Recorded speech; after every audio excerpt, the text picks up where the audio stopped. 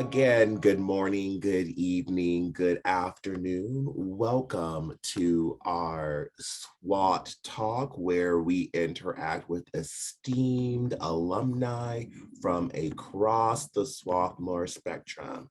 And tonight, we are blessed and very fortunate to have the illustrious Qian Julie Wang, who is the author of the memoir, Beautiful Country, which has had an accolade of recognitions and awards, including this morning being announced as announced or being on the list of New York Times notable books of 2021. It is also a New York Times bestseller and editor's choice, a Today Show read, and an instant Amazon bestseller and editor's choice. And as she just noted, there is an audiobook version that was released in September of 2021, so you can get a copy that way. In her lyrical debut that critics have deemed a new classic, Qian Julie traces her coming of age following her move from China to New York City at the age of 7 with her parents, who were professors in their homeland. Through the vision of her childhood, she relives the struggles she and her parents endured with poverty, physical labor, and access to medical care, all while clinging to hope with a dash of humor and a vision of what America could be for them. In addition to being a graduate of Swarthmore College, Qian Julie is also a graduate of Yale Law School and is a civil rights litigator. Fun fact that is related, we just found out that I'm a special education teacher by trade, and some of her clients are students at the school I teach at. So that world of Swarthmore is just an infinity of interaction. In addition to writing her novel, her writings have also appeared in the New York Times, the Washington Post, Elle, Harper's Bazaar, and The Cut. And we'll get into it a little later, but she's in the process of writing a novel. So please give a round of applause to Qian Julie. Thank you for taking the time to converse with us this evening. Thank you so much for having me. This is my first SWAT homecoming since the book came out, so I am just delighted to be here. And as I said before we went live to Tuan, he was always such a great presence in the Swarthmore community. Whenever they were in the room, just felt like there was positivity and radiance coming out of them. So thank you, Tuan, for being here. Oh, you're welcome. Thank you. I appreciate that. We're going to give some of that with each other and through the screen from wherever folks are watching. So I want to get started in talking about this powerful story. And I would like you to walk us through the evolution of writing the story. From our previous conversation, you hinted that you began the process of writing at Swarthmore. So trace us from the beginnings of the book and how it evolved to where you released it in 2019. It's a very long story, so I will try to condense it a little bit. But I moved to New York City from Northern China in 1994 at age 7 and found myself overnight going from an average or typical child in my neighborhood who never had to worry about belonging or safety to someone who didn't know anyone in the entire Western Hemisphere other than her parents, didn't speak the language, and did not know what the rules and mores were. And quickly, I learned that I was also undocumented and had to fear for deportation for possibly forever. And the savior and salvation I found in these years was actually the public library.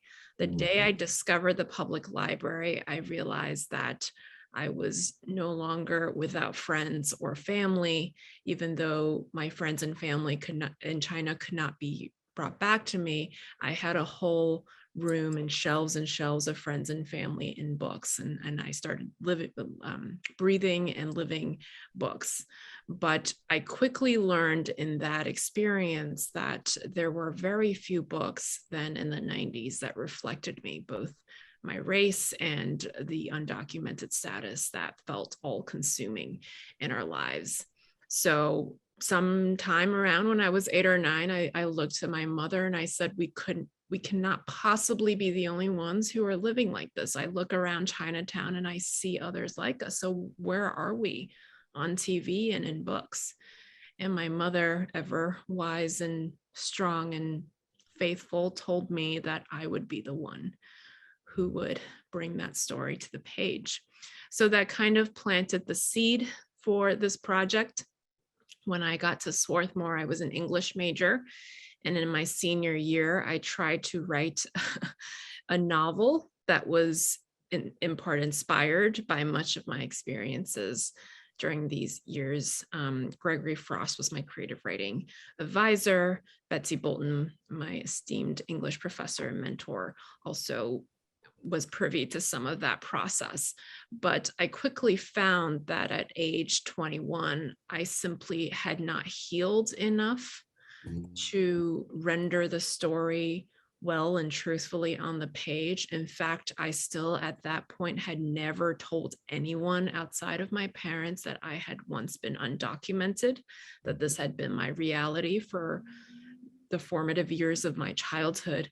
And that was why I sought to write it as a novel, because I could not claim my truth. But in so doing, I felt that I was really sinking into the shame of the idea of being quote unquote illegal or undocumented. And I just was not there yet psychologically and emotionally. So I went on to law school and thought I'm just going to give up on this book. It didn't come true. I'm just going to pursue my legal career. But in 2016, in May of that year, I became a citizen. 22 years after I first stepped foot at JFK Airport, I finally earned my citizenship. And during that ceremony, there was a video of President Obama who greeted everyone in that room as a fellow American. And I realized what a profound privilege it was to finally be recognized as an American, finally feel like I was safe and accepted, even though for so long I had already been American. And at the threshold of that room, I told myself to never forget that feeling of privilege, to never, ever take it for granted. And of course, going into the November 2016 election, it was impossible to take that fact for granted. Almost overnight, the rhetoric around immigration just got ramped up 10 notches. And on the political debate stage, on the headlines, were diatribe and terms ascribed to people who were in my community, who were part of my family, who I identified with. And it was at that point that I realized that I had a choice to speak up, whereas 11 million undocumented people and many more documented immigrants didn't know whether they would have the safety of naturalization so that they might be able to speak up.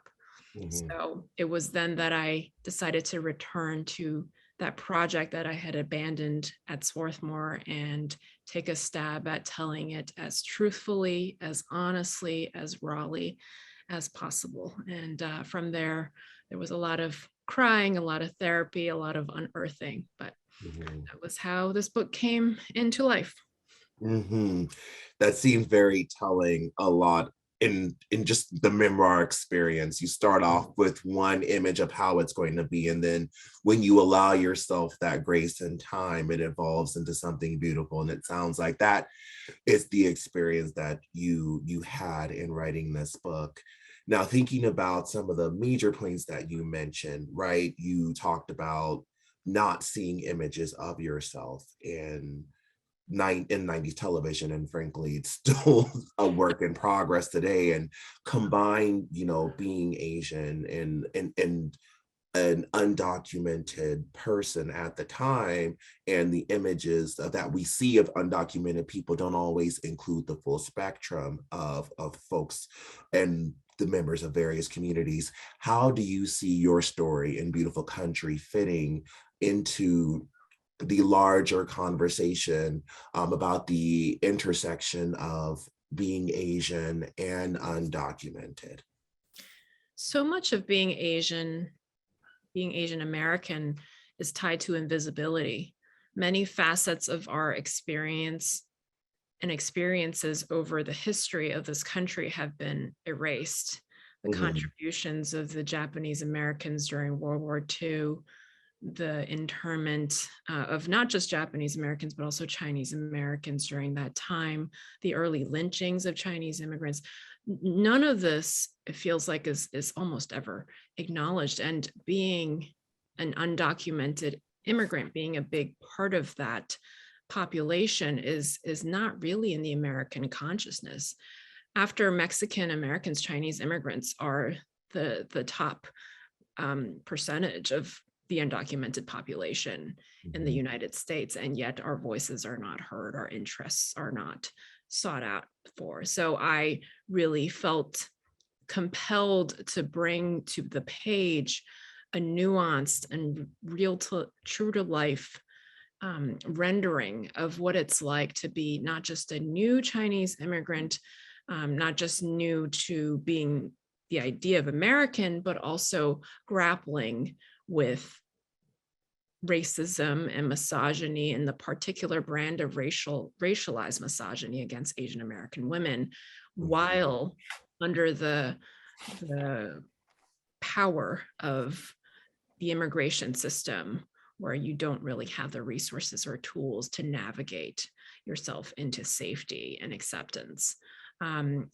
My dream with this book was to show the beating heart, the resilience and joy and strength and hope and sometimes despair behind the headlines that so often erases and melds all undocumented immigrants and all Asian Americans into one faceless word. And so that is also why I chose to tell the story and chose to render this book through the eyes of the younger version of me. I didn't want there to be editorializing. I didn't want to speak to the mind. I wanted to speak from the heart and to the heart. And I wanted readers to feel like when they opened the book, they were getting aboard a train and able to see the terrain and landscape of my childhood, including very universal childhood experiences like being bossed around by adults, figuring out rules and your place in society, but also some of the things that are not so represented in our media, such as grappling with food insecurity and struggling with learning English when public school resources are lacking, and the joy again of the public library and of books. So I hope that readers who have already read my book here felt some of that vision in their experience of reading it. Yes. And for those of you out there, let that be a reason for you to champion public libraries wherever you are, because they are so valuable. And even in my own experience, I definitely found a public library to be a refuge in so many ways, and seeing that it was the same for you. It's so important for people to see that access to things really can change a person's world and allow them to be fruitful and thrive instead of constantly scrounging and surviving. Speaking of parents, it's so interesting that you said there's a universality in your book in terms of, parents bossing around their children. And you said earlier that your mother, when you talked to your mom about the lack of representation, that she said that you're going to be the one to tell her. As you've grown into your adult self and you've written this book and you are now a litigation lawyer, do you feel that you are embodying and understand that statement? Was it just like a throwaway, or do you feel like it's been, how do you feel in terms of that statement and its purpose in your life? That statement represents my mother's parenting approach. It represents everything she did for me during those years to hang on to hope. I am so privileged to have had such a wise mother. She Mhm. never tried to live her dreams out through me, but instead always reminded me that I could do whatever it was that I set my mind to.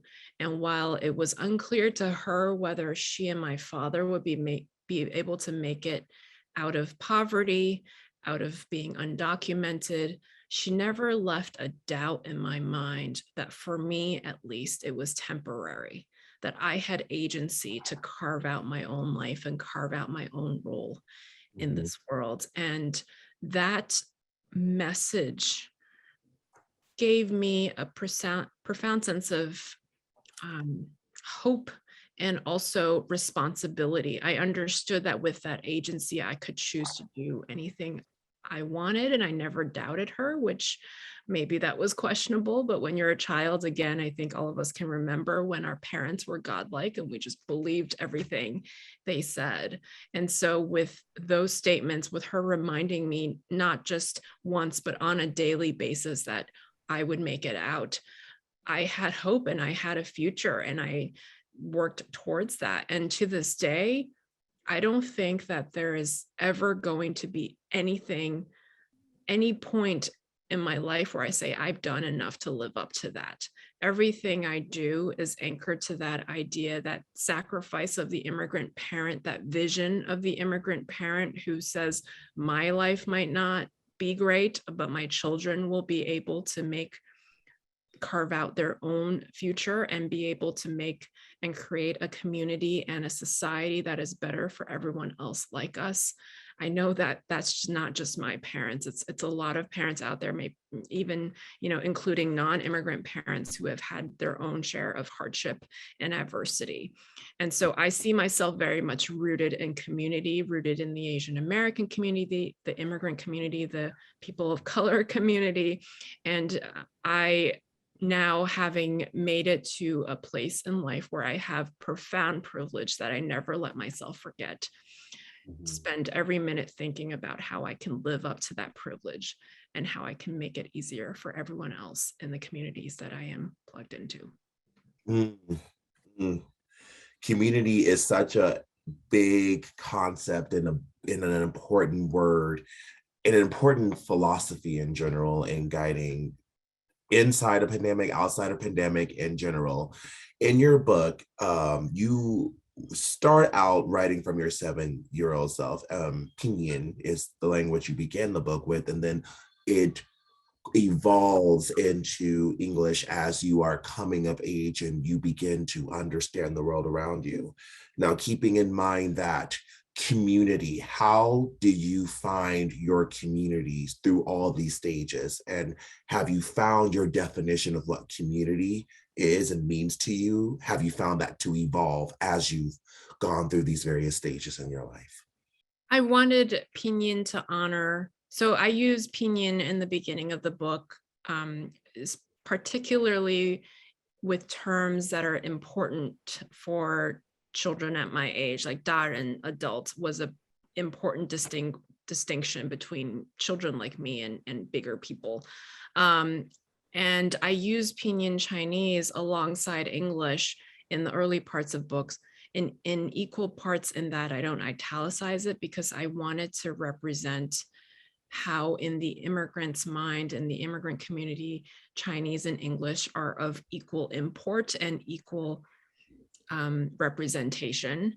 And as I become more assimilated, that Pinyin seeps out and Americanisms, that act of assimilation starts to evolve and represent itself on the page. And looking back, as I wrote this, I realized how long I had buried that early part of myself, that early immigrant, that Chinese half. I mean, when I was at Swarthmore, I just went by Julie Wang, misrepresenting my full name and mispronouncing my last name because I so badly wanted to whitewash myself.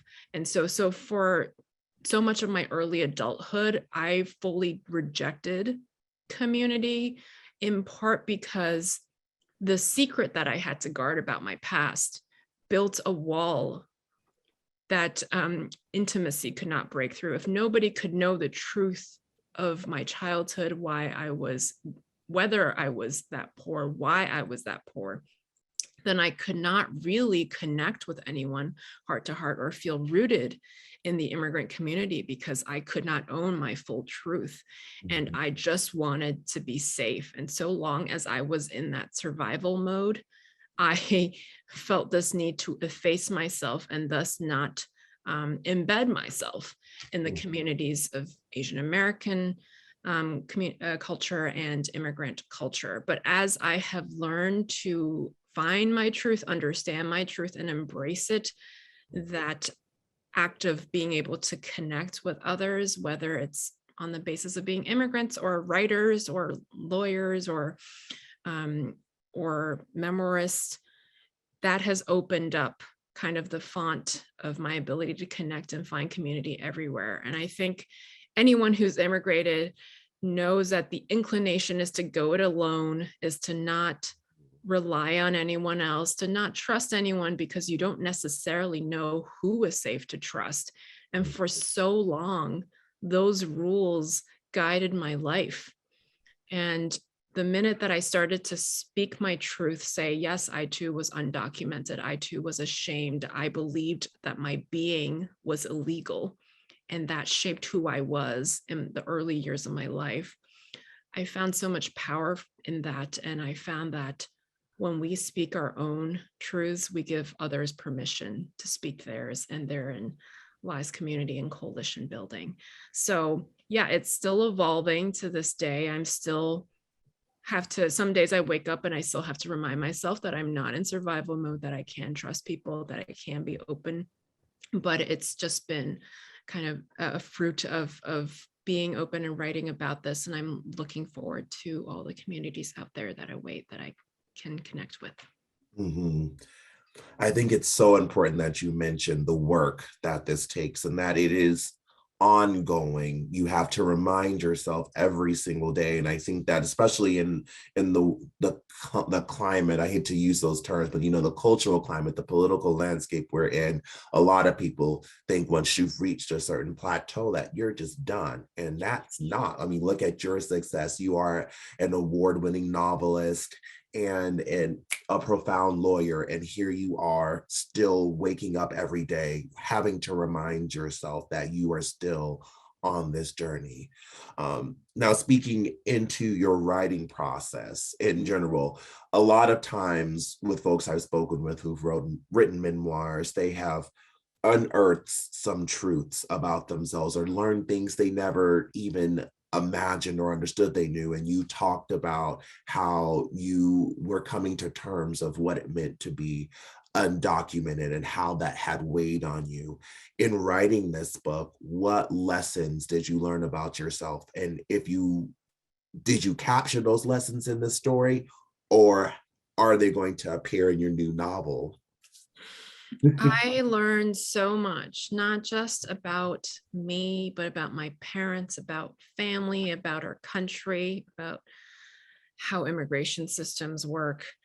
And the number one thing I learned was that it's the things that we don't ever let ourselves think about or talk about that actually dictate our lives. So because I had not talked about these years or thought about these years, when I started to examine them after 20 some years of burying them, I realized, oh, I went to school hungry every day as a child.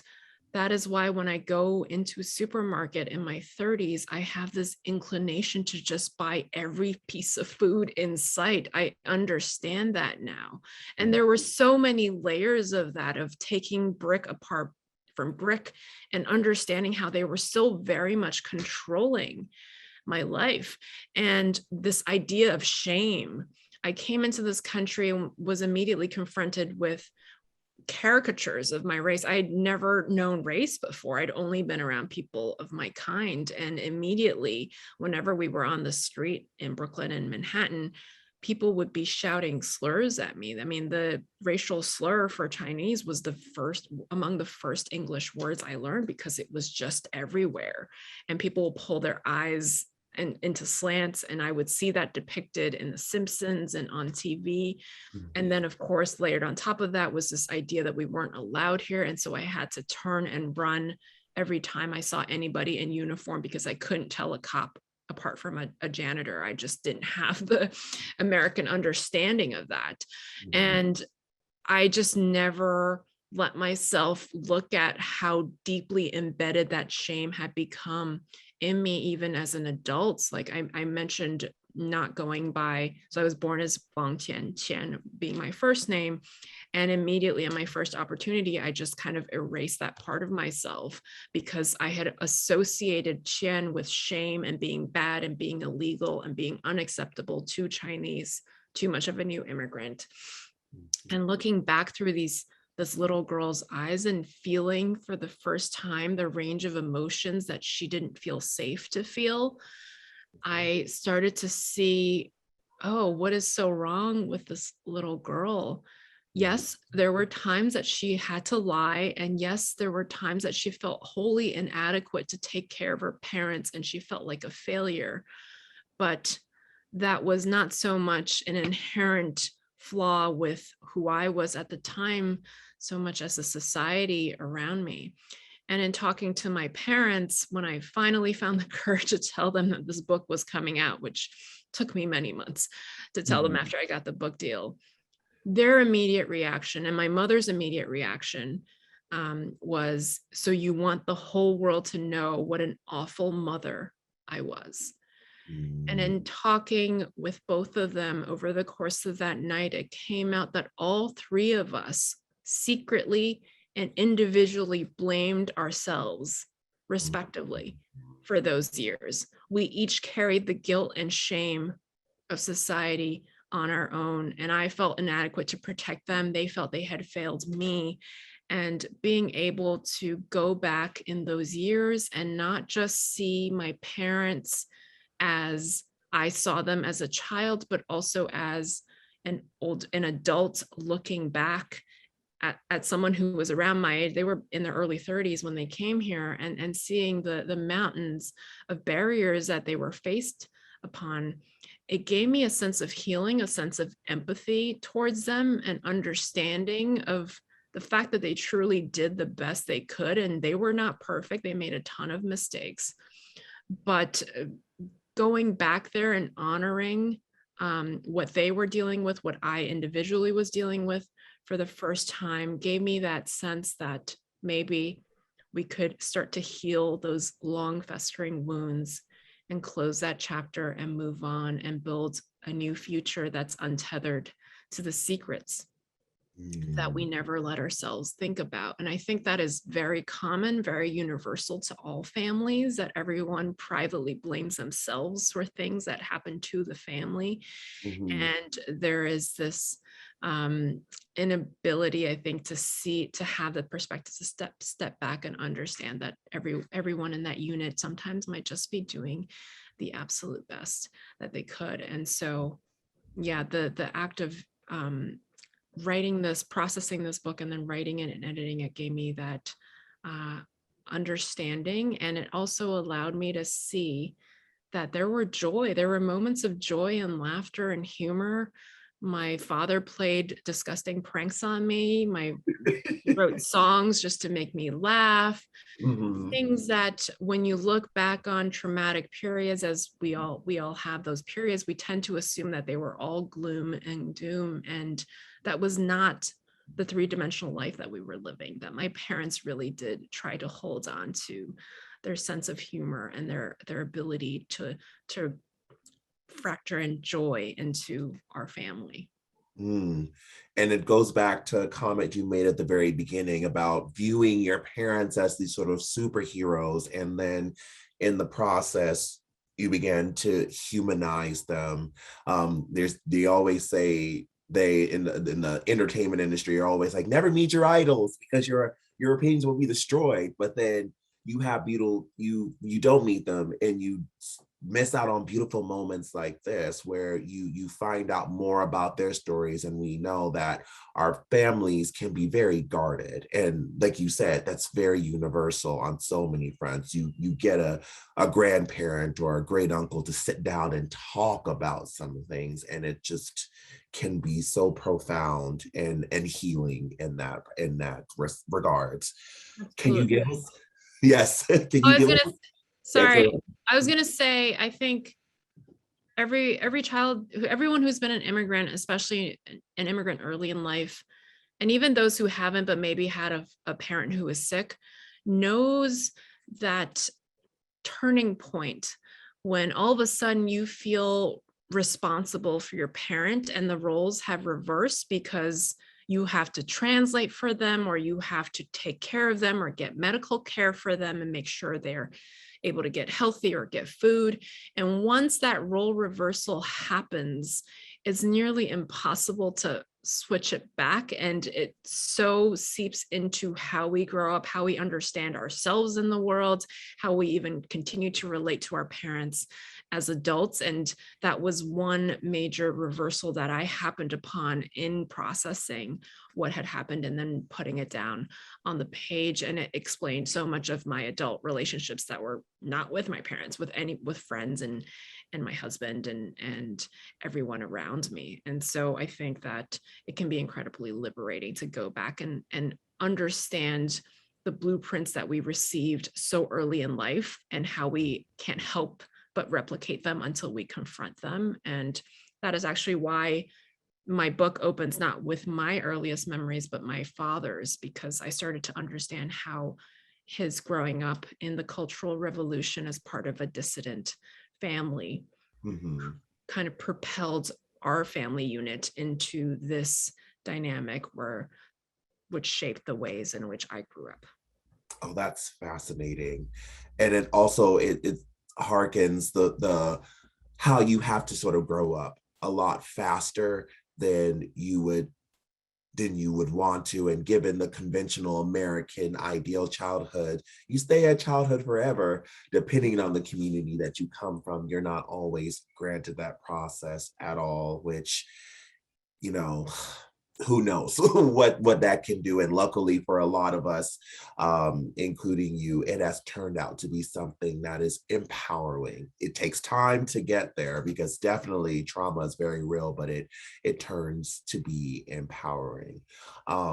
Just a quick plug, if you all have questions, I forgot to mention that in the beginning, please start typing them to chat. We're going to start to intersperse them as we continue on this lovely conversation. Before I get to some of those questions, I wanted to know if you could give us a little hint of what your novel might be about, what we can look for. Will it be in the same vein of Beautiful Country? Or are you going to steer far from it? What can you tell us?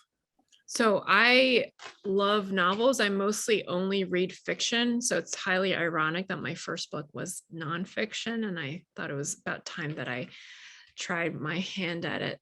And so often my story, my life story is cast as the American dream, a term that I really take issue with and I disagree with because it suggests that once one has achieved material wealth, they are perfect and fixed and there are no psychological or racial or social barriers Mm, in that life. And so my novel is a really examination of the American dream in reverse. We start with a woman of color who's high powered in a law firm, a world that I know very well. And her life starts to unravel as she starts to pick apart why she is living the way she is.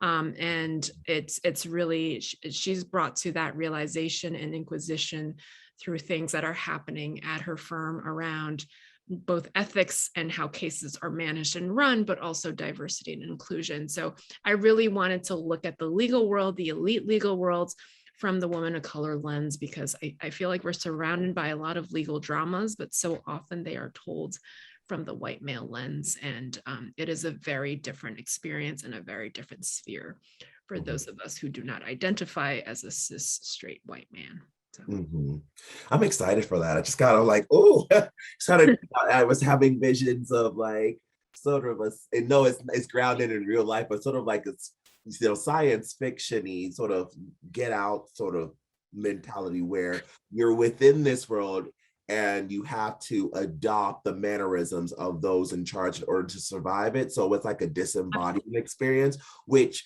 I feel like has been a lot of your experience being coming from China at age 7 to going by Julie Wang, then going by Qian Julie Wang. You've been going through this disembodying process.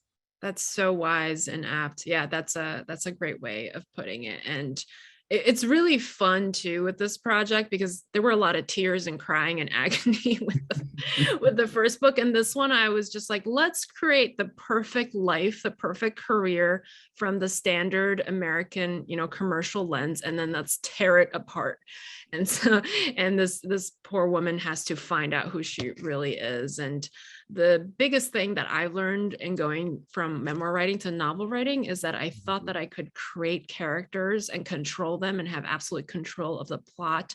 But as it turns out, the characters you create, much like as I hear the kids that you create, they start to have a mind of their own and a personality of their own, and they start to pull you in different directions. So it's also a process of exploration for me. And I'm excited to see what I might learn about our society in the process of writing this. Now, you mentioned that fiction is your bread and butter, your favorite. Which process, well, you're still in the process of writing this novel, but you mentioned how creating a fictional character that you can have control over is not what's how it's going, because it's developing a mind of its own. Since you've already sort of written a book, though it is a different style, are you finding the writing process for this novel easier, or have you encountered newer challenges outside of the characters being uncontrollable? It's just different. I think it's very hard to write a second book from what I hear from fellow writers. And with the first book, anytime I thought about anyone outside of me reading this book, anytime I thought about my parents and how they might feel about the book being out there, I just shut down. It was very much tied to my mental well-being, my psychological state, that I was able to find time and space to be able to put the story out there. It was so deeply personal and tied to who I am. And this novel, meanwhile, does not implicate those challenges because I am able to make things up and have that layer of detachment. But it feels like every plot point, every character name has to have literary significance. It has to have some sort of meaning. And then, of course, there's always that voice that all writers deal with. For the first book, it was, who do you think you are? You think you can write a book. And now it's, who do you think you are? You think you can write a novel. And so I think that self-doubt will probably never go away. It'll just shift and change. And that's what keeps me on my toes and make sure that I bring my best work forward. Yeah, you sound like an English student. And you were in the English department at Swarthmore. Yeah, Swarthmore should be proud. Yes, I need you to bring that to my classroom and tell these students, like, you know what, different genres of writing present different challenges, and you got to have an open and flexible mind in order to encounter them. Yeah, and self-doubt is part of the human experience. So yes, and embracing that self-doubt and learning to, which is a whole other skill to embody inside of being a capable adult. I'm going to go to some of the questions here because we have some great ones. The first question is coming from Cynthia. She says, I am just learning about your book. Am I correct that it would be a good present to give teenagers? yes, I've actually had quite a few high school, middle school teachers reach out and say that they are planning to teach my book, which I had not even thought might be an option. I'm also speaking at the First Year Experience Conference in February for all college administrators. So there's talk about implementing it into the freshman core curriculum across colleges. So apparently it is. I had not thought of it that way, but the book follows me from age 7 to 12. And I really did write it with an eye towards thinking that the reader might be able to come back to the book at various points in their lives and read it with new meaning and new layers accessible, because that is something that I've done with A Tree Grows in Brooklyn and Middlemarch. And it's important for me that my book be able to have that kind of grounding, comforting presence for people who are growing up and making their way into the world. So yes, it sounds like from the people who know what they're doing, which is not me, that it might be good for teenagers. Yeah, so get them all, create the book clubs and tell your English teacher friends to bring it in. This question is coming from, I want to say, Daniela. Daniela, she says, thank you so much for sharing your story with us. I would love to know if you have any advice for anyone interested in sharing their stories, but not sure where to start. Yeah, so every writer's experience is different, and I will just share a little bit of mine in hopes that it might help you, but if it does, it may not work for everybody. And for me, like I said, every time I thought about anyone reading the book, I just shut down, because this is literally the book of all of the secrets I have kept my whole life.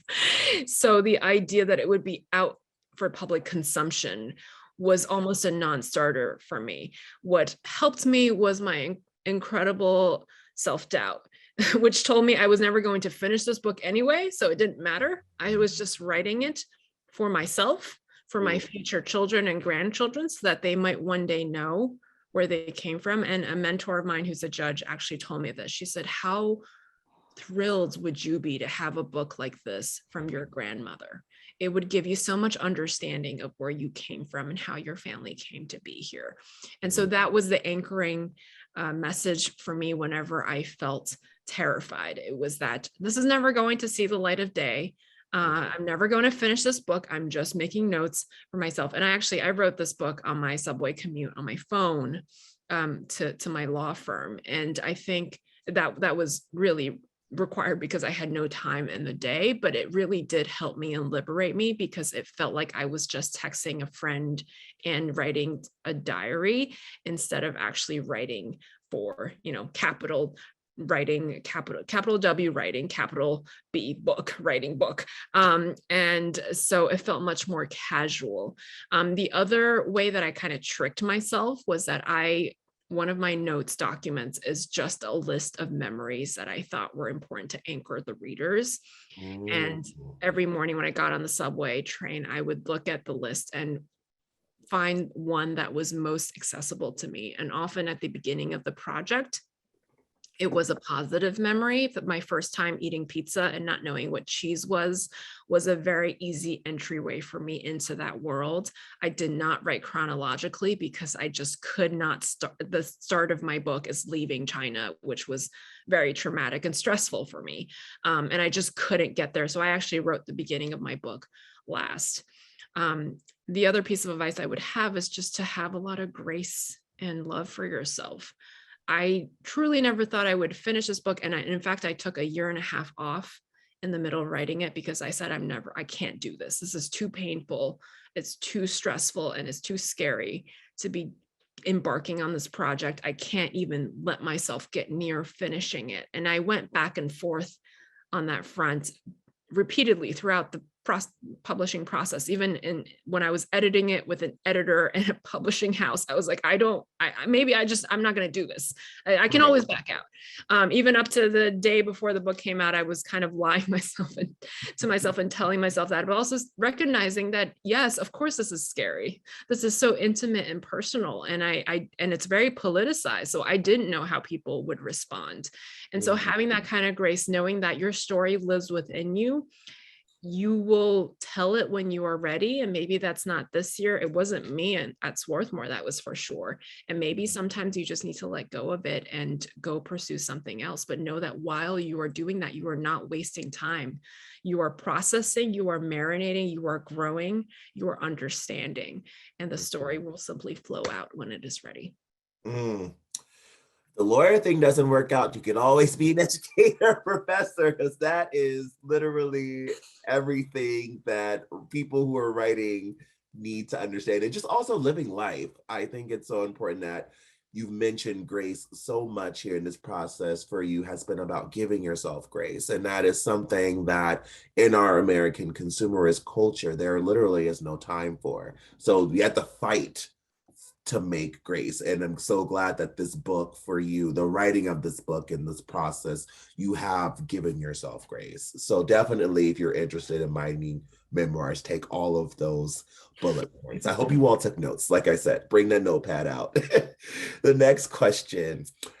Did you find other memoirs of other immigrant youngsters or from other cultures of any assistance to you in writing your memoir? So I said I don't read much nonfiction. And when I do, it's nonfiction that's written like a novel, like you can really immerse yourself in the world.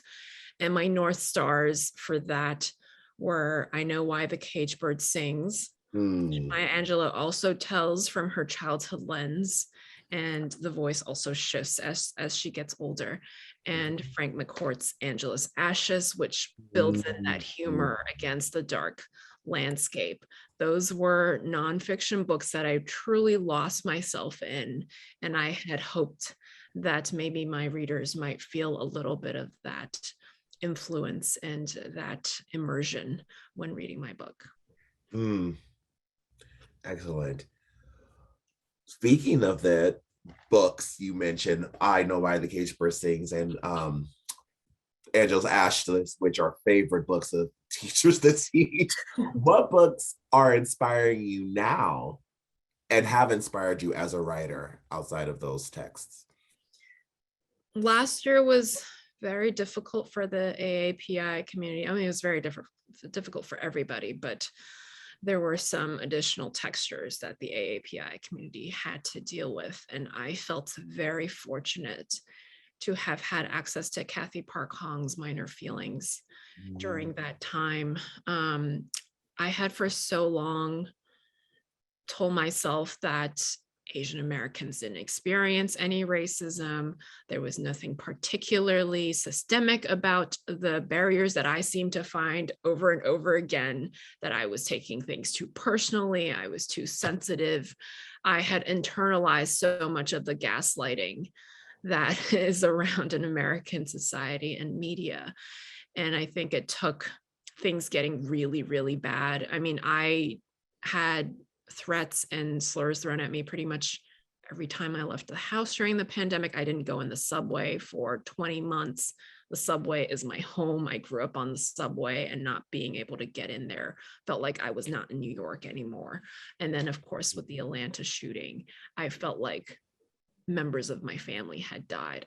I felt like I was in mourning, and I didn't understand even why, because I couldn't let myself acknowledge the extent of systemic barriers that I had faced, that people who look like me had faced. And finding Kathy Park Hong's book in the midst of all of that, her being able to identify the problem with racialized misogyny, the problem with telling a group of people that they are not facing oppression when they are day in and day out, erasing that reality. It really gave voice to what I had felt and buried for so long. If this woman across the country, so much older, was feeling the very same things that I had felt over and over again, it must not just be me. And her book, I read it during when I was editing and finalizing my book, and it really gave me the courage and strength to put my book out there and to embrace my truth, and not constantly ask myself, am I making this up? Am I being too sensitive? Am I making a mountain out of a molehill?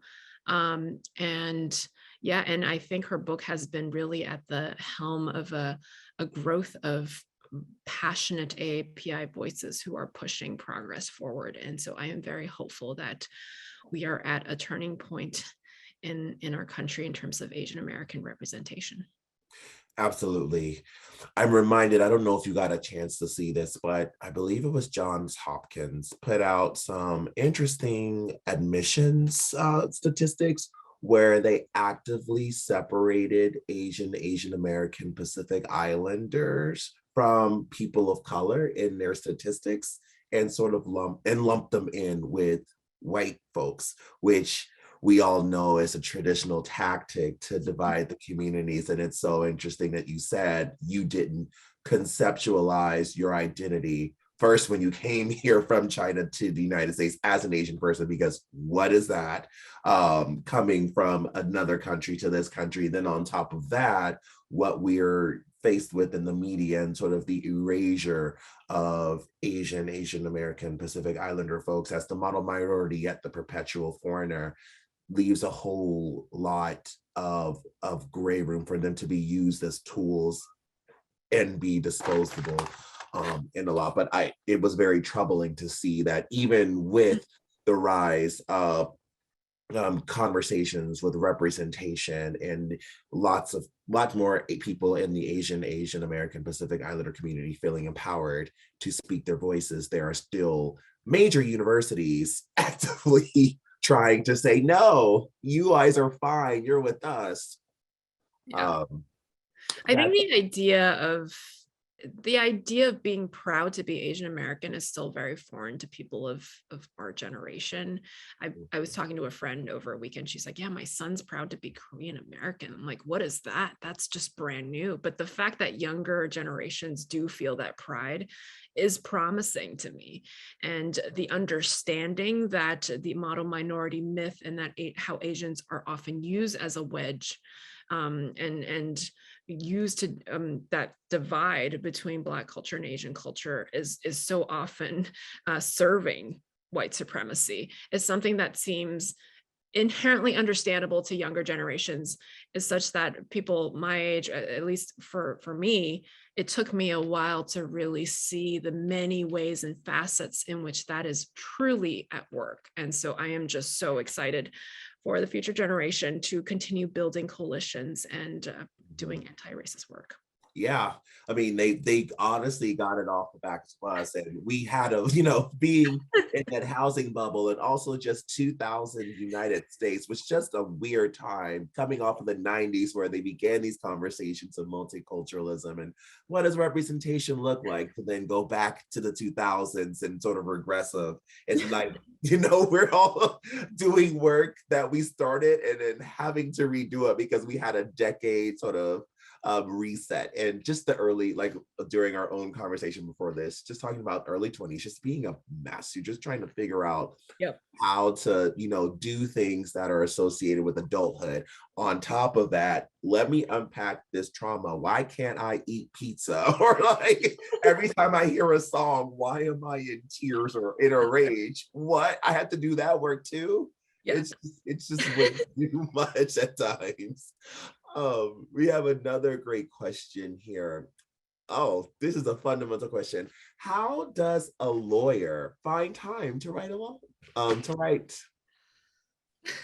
My first book event was with Charles Yu, who won the National Book Award last year for Interior Chinatown. And we both agreed that anyone who's a corporate lawyer who then seeks out to write a book is not sound of mind. I stand by that. I don't know what I was thinking, but I felt constant pressure from every direction. And I was working 80 hours a week trying to make partner. And then meanwhile, I was like, I have to write, the great American immigration book. But I, as I said, realized that there were dead spaces in my day, particularly during my commute when I was often underground, didn't have reception to call clients and handle filings, that forced me really to build into my day an hour in the morning, an hour at night, where I could sit and just write and feel like, okay, now my creative work is done. It's time to do the corporate work, the rational, logical work that actually pays my rent.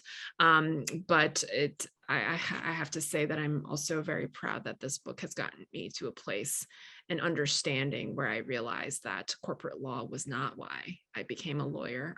I decided I was going to be a lawyer at age 8 because in the library, I found the biographies of Thurgood Marshall and Ruth Bader Ginsburg. And it reminded me that it was civil rights that drew me into the law, and what was I doing there after so many years. So in the middle of the pandemic, my husband and I started our own firm focusing on litigation of educational rights for children with disabilities, but also focusing on immigrant families. And it's been Mhm. incredibly rewarding and empowering. And I no longer feel like I have to divide my day between what I feel I owe the world and the stuff that makes money, that I can kind of marry the two.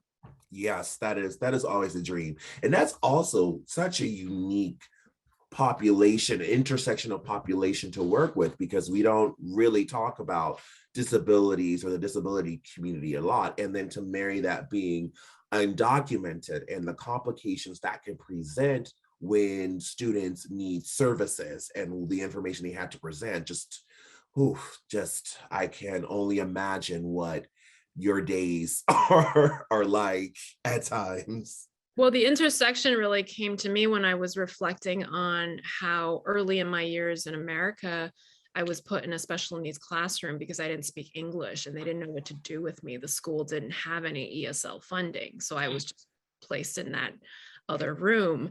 And it was fortunate for me that I didn't have any learning disabilities, that I learned visually. I was able to pick up a book and press the buttons and learn, oh, star, they're saying star, so that must be a star, and teach myself English that way. Whereas I don't have visibility into what is happening to children who are both in that boat, but also dealing with learning disabilities and other physical disabilities, and the myriad of limitations that society just does not acknowledge and again erases from our common discourse. Absolutely. And it's very interesting, not surprising that you were put in a special education class, because even in the great city of New York City, there that still unfortunately is happening. And a lot of times, especially with strategies of teaching language, you find there's overlap between ESL, ELL students and students with learning disabilities, which is kind of troubling at times, troubling when you get down to it philosophically, because it's like, these are not the same, yet they're still treated as such. I have one final question for the night. Did you find yourself tempted to write polemic, oh my gosh, polemics about immigration and policy as you were trying to write your own story? Actually, no. So when I was writing this book, I had to take my lawyer hat and my adult hat entirely off because I did not want this to be an editorializing. I did not want this to be a mimic of the words that go on the political debates stage, because so often we talk about immigration from kind of logical, like, well, if we let these immigrants in, what about those immigrants? And I see in the courtroom the validity of that, but what I found as someone who works in the art of persuasion more than anything else is that it's often more persuasive to communicate heart to heart, and it feels like a growing dearth of that in our country, especially with regard to racial dynamics and treatment of immigrants. So I wanted to speak from that childhood lens and speak from the heart, because that is the one thing that children are just so good at. They're just innately born with being open and being wearing their hearts on their sleeves. And that is the beauty of children. And I really did have to take my lawyer hat off, because if I didn't, writing a memoir, writing nonfiction, I would have constantly been worried about people suing me. And Mm. that would have only had scenes where I was the only person in the scene, because then no one could sue me. So it was also liberating in that way, that I could really retrace my past and tell it as my emotional truths rendered it. Yes. Also, we wouldn't want to take away from your book writing experience, because then you might actually have to do your job more than, do the fun part, which is tell us these powerful and enriching stories. Because it's like, someone's going to be upset about it. Well, thank you so much for taking the time out of your beautiful, busy day to share with us the story. Please pick up pick up a copy of Beautiful Country at your nearest book retailer, preferably buy it in person, support our local bookstores. Um, if you want, we put Qian Julie's email in the chat. I'm also going to put her website so you can check out some more information about the book and also upcoming tours and speakings, that's not what they're called, tours and conferences, and just keep up with our listed litigation lawyer, civil rights educator, storyteller, inspiring the world to give themselves grace. Would you, there any final words you would like to share before we go? Yeah, this was a very special evening. I want to say everyone in the Swarthmore community has a very special place in my heart. And I want to particularly thank Tuan and all educators out there. You are making a bigger difference than you can possibly know. To this day, the best teachers I've ever had, the biggest influences in my life are my 3rd grade and 9th grade teachers. And yet I've never really had the opportunity to tell them the extent to which they have changed my life. So please pretend this is one of your students talking to you. Thank you for all you do. You are really saving lives. And I'm just so grateful. And the same goes for public librarians. Please consider supporting your local public library. Thank you so much. I hope that our paths cross again soon. It was just a pleasure to be here tonight. Yes, thank you. Such beautiful last words. And I hope our paths cross as you are moving through the world in Brooklyn. And I say, hey, from my lovely little school building. Thank you, everyone. Have a good morning, evening, night, and we will catch you at the next SwatTalk. Take care, everybody.